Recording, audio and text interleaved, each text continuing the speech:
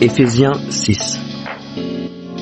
Vous, enfants, obéissez à vos parents à cause du Seigneur, car c'est là ce qui est juste.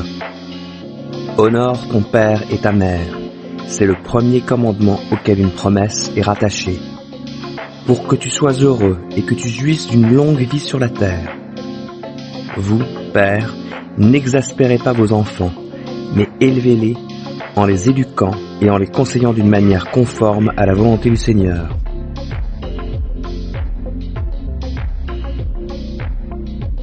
Vous, esclaves, obéissez à votre maître terrestre avec toute la crainte qui s'impose, avec droiture de cœur, et cela par égard pour Christ.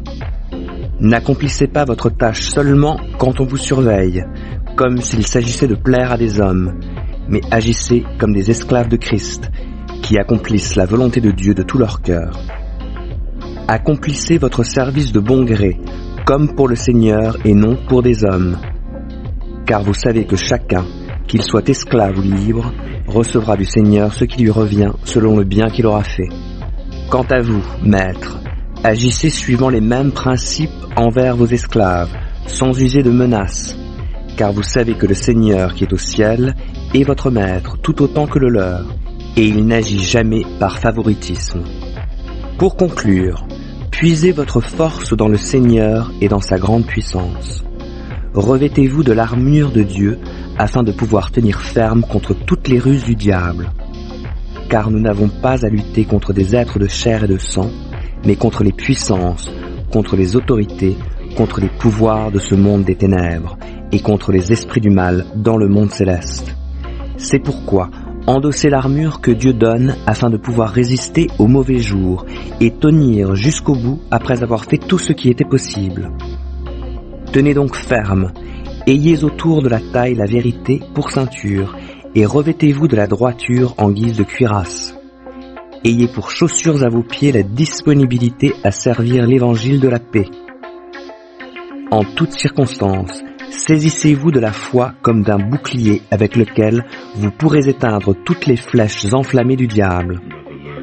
Prenez le salut pour casque et l'épée de l'esprit, c'est-à-dire la parole de Dieu. En toutes circonstances, faites toutes sortes de prières et de requêtes sous la conduite de l'esprit. Faites-le avec vigilance et constance, et intercédez pour tous les membres du peuple saint, en particulier pour moi. Demandez à Dieu de me donner, quand je parle, les mots que je dois dire pour annoncer avec assurance le secret que révèle l'Évangile. C'est de cet Évangile que je suis l'ambassadeur, un ambassadeur enchaîné.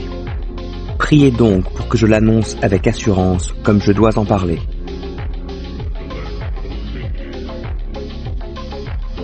Pour que vous connaissiez vous aussi ma situation et que vous sachiez ce que je fais, Tychik, notre cher frère, qui est un serviteur fidèle dans la communion avec Christ, vous mettra au courant de tout ce qui me concerne.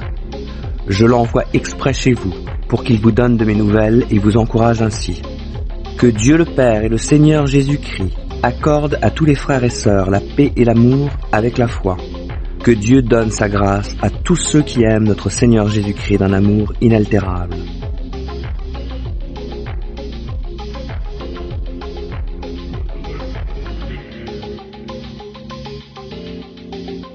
Psaume 91. Qui s'abrite auprès du Très-Haut repose sous la protection du Tout-Puissant. Je dis à l'Éternel, tu es mon refuge et ma forteresse, mon Dieu en qui je me confie. C'est lui qui te délivre du filet de l'oiseleur et de la peste qui fait des ravages.